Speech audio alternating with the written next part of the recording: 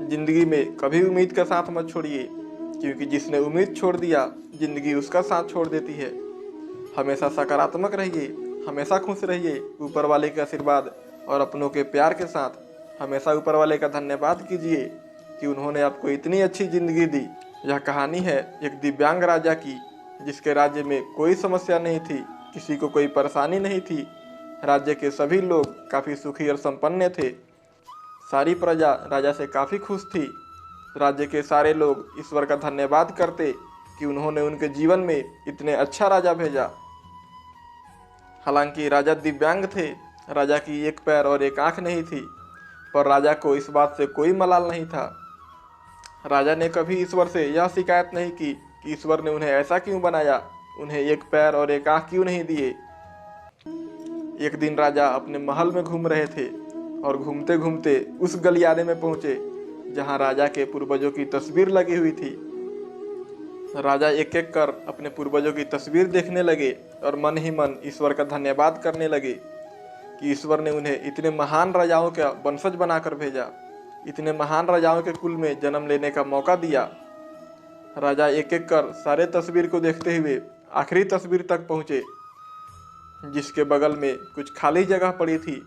उस खाली जगह को देखकर राजा चिंतित हो गए, क्योंकि वहाँ जो तस्वीर लगने वाली थी वह किसी और की नहीं बल्कि खुद राजा की लगने वाली थी, जो राजा के मरने के बाद लगाई जाती। राजा को अपने मरने की कोई चिंता नहीं थी।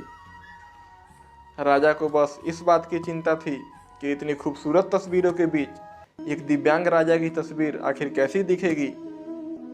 राजा की एक आंख और एक पैर नहीं होने की वजह से राजा चिंता में पड़ गए कि आखिर इतनी खूबसूरत तस्वीरों के बीच बिना पैर और बिना एक आंख की मेरी तस्वीर सबसे भद्दी दिखेगी। राजा सोचने लगे कि क्यों ना मैं अपने जीते जी एक शानदार तस्वीर बनवाऊं और उसे इन तस्वीरों के बीच लगाकर मैं खुद देख लूं कि आखिर कैसी दिख रही है। अगले दिन राजा ने सारे राज्य में घोषणा करवा दी। सारे चित्रकारों को बुलाया गया। सारे चित्रकारों से यह बोला गया कि राजा की एक शानदार पेंटिंग बनानी है और जो चित्रकार राजा की सबसे खूबसूरत पेंटिंग बनाएगा उसे सबसे ज़्यादा इनाम दिया जाएगा। राज्य के सारे बड़े बड़े चित्रकार इकट्ठा हुए।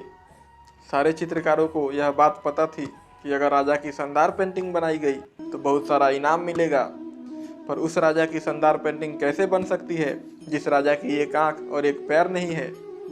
अगर राजा को तस्वीर पसंद नहीं आई तो राजा कठोर दंड भी दे सकते हैं।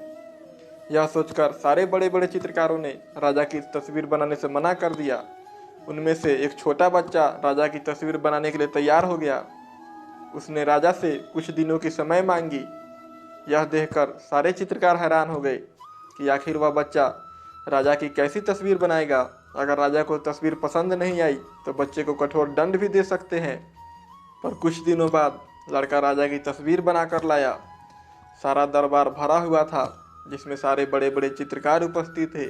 राजा के सारे मंत्री उपस्थित थे। उस बच्चे ने दरबार में सबके सामने तस्वीर रखी। सब लोग तस्वीर को देखकर बच्चे को शाबाशियाँ देने लगे और खुशी से तालियां बजाने लगे। राजा ने जब तस्वीर को देखा तो राजा काफ़ी प्रसन्न हुए और बच्चे को ढेर सारा इनाम दिया। अब आप सोच रहे होंगे कि आखिर उस बच्चे ने राजा की कैसी तस्वीर बनाई थी जिसे देखकर राजा ने उसे ढेर सारा इनाम दिया।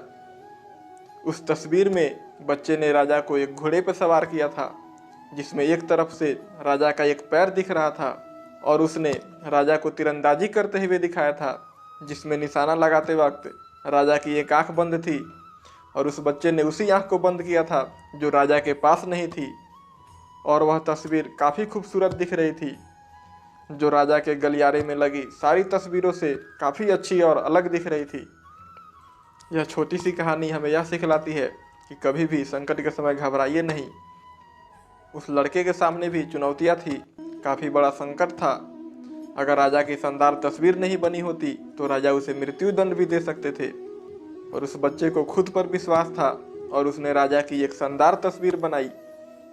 ठीक वैसे ही अगर आप किसी संकट में हो तो थोड़ी सी हिम्मत कीजिए और खुद पर विश्वास रखिए। आप उस संकट से ज़रूर बाहर निकलेंगे।